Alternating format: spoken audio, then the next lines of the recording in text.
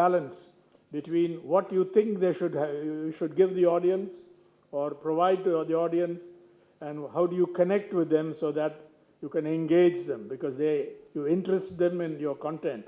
And this, I think, is the central challenge. And at a time when disinformation is different from misinformation. Misinformation is not motivated, it's wrong information that is not motivated. Disinformation is deliberate, it is motivated, and it's scaled up on social media platforms uh, in a way that it becomes a threat to society, whether it's to our elections or lives. Wrong disinformation can be deadly in its effects all over the world.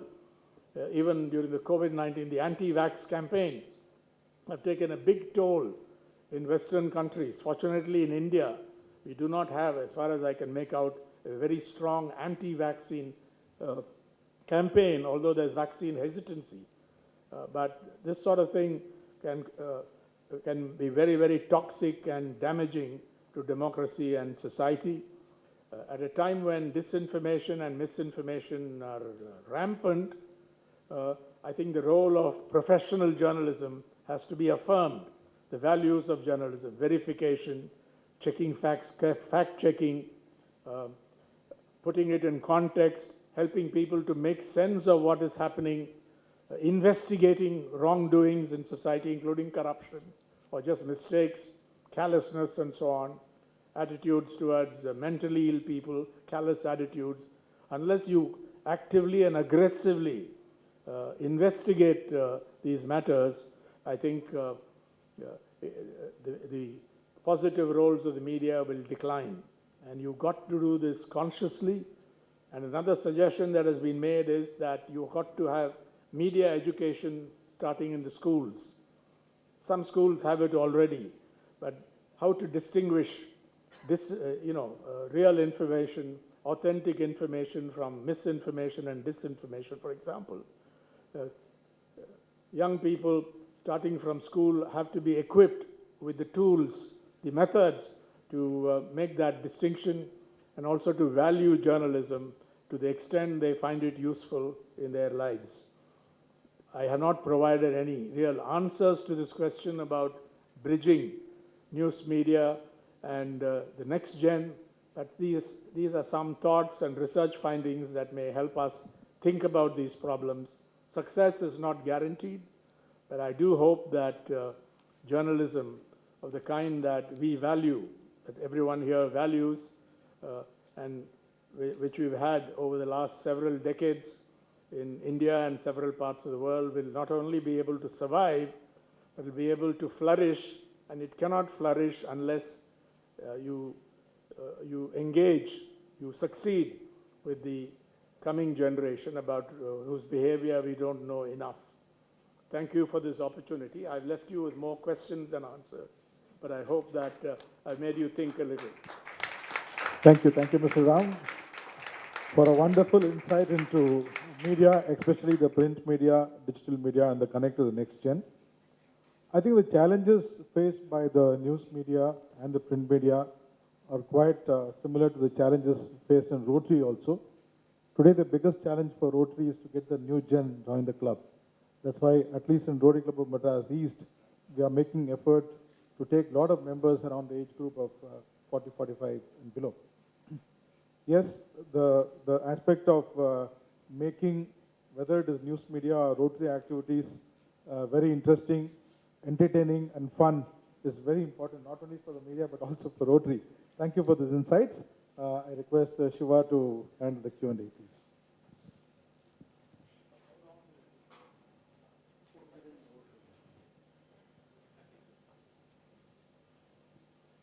We have time for one or two from the audience also, but I think Shiva has got a couple of questions already coming.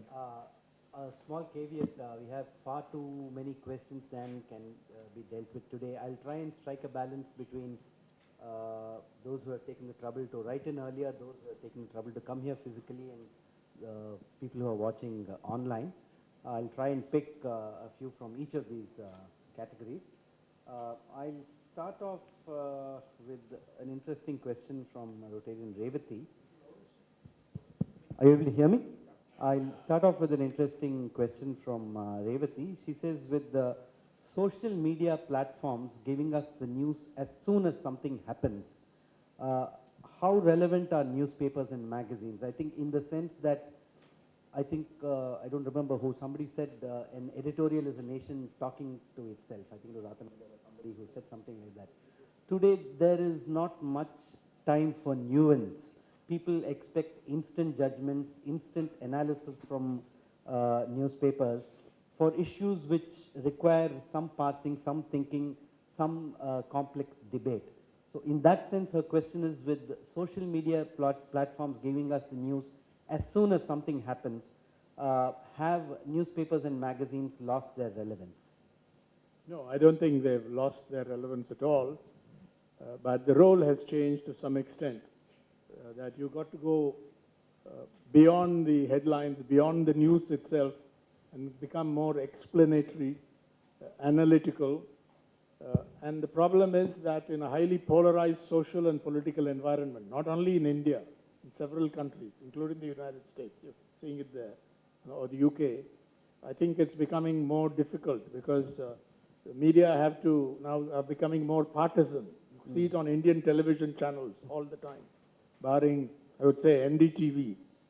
Virtually every other English language channel I see, they may have some useful things, highly partisan in debates and so on. So then you put off some people and you also bring in people because they are getting more and more partisan and polarized.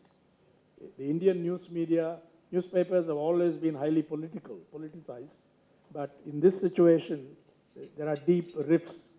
So I think you got to watch out against that as well. But basically, you got to, the explanatory function of newspapers, making sense function of newspapers has to grow to fill that gap.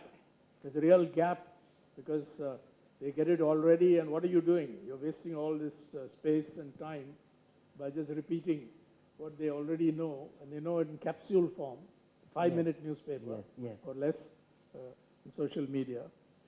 So I think it is a challenge, but I think the answer is explanation, investigation. Nuance. Nuance, as you put it, yes. Venugopal Rao has an interesting question. He has two or three. I've chosen what I think is the most interesting one in the interest of time. He says, just as everyone today is a doctor thanks to Google, everyone is a journalist. How do you evaluate a journalist before hiring? Is there a continuous training program? And if I can add to that, let's take a hypothetical candidate who's very well qualified on paper. He is a successful blogger, he has a degree from a fancy college, etc., etc. But let's say I'm a candidate whose views are directly contradictory to yours. I'm right of wing, okay? I'm a buck, etc., etc. in today's climate.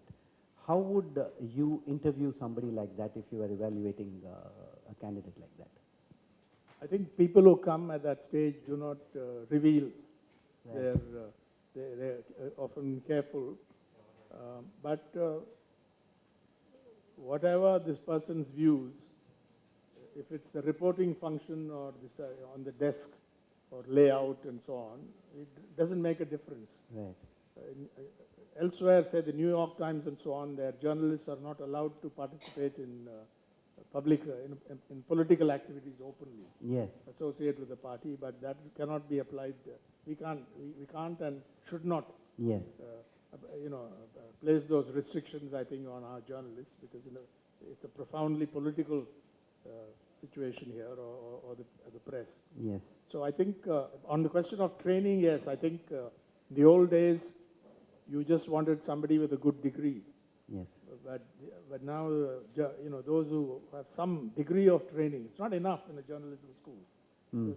That's only the beginning. That's only the beginning, and in-career training is very inadequate in news organizations. I know it. If you do it well, I think it's very rewarding, but they just don't invest in that. I see.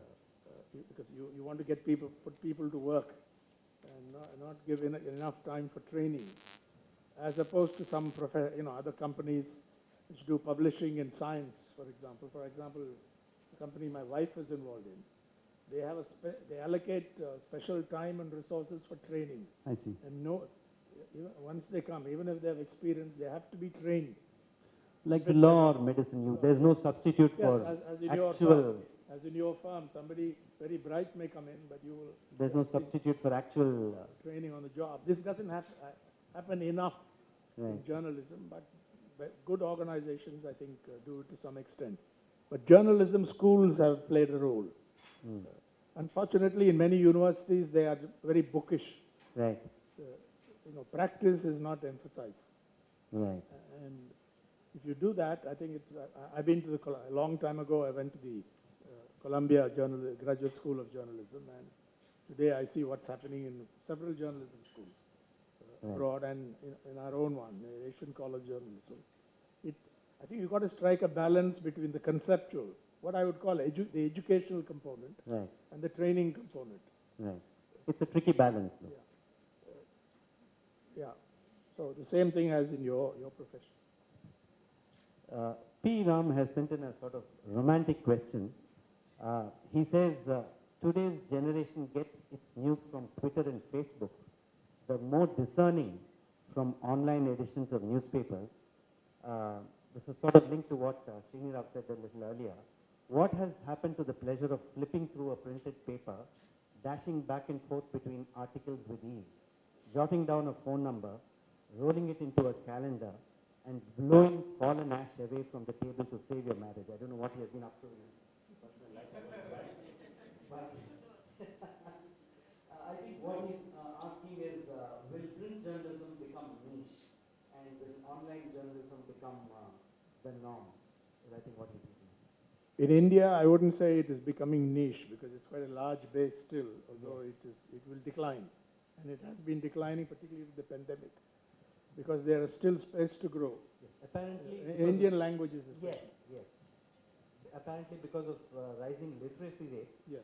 Regional language newspapers are doing well. At least they're holding their numbers rather than the numbers falling, is what I've been reading. Yes, that's correct, I think. And so there's time for us, but eventually it will happen. But I don't think it will ever become niche.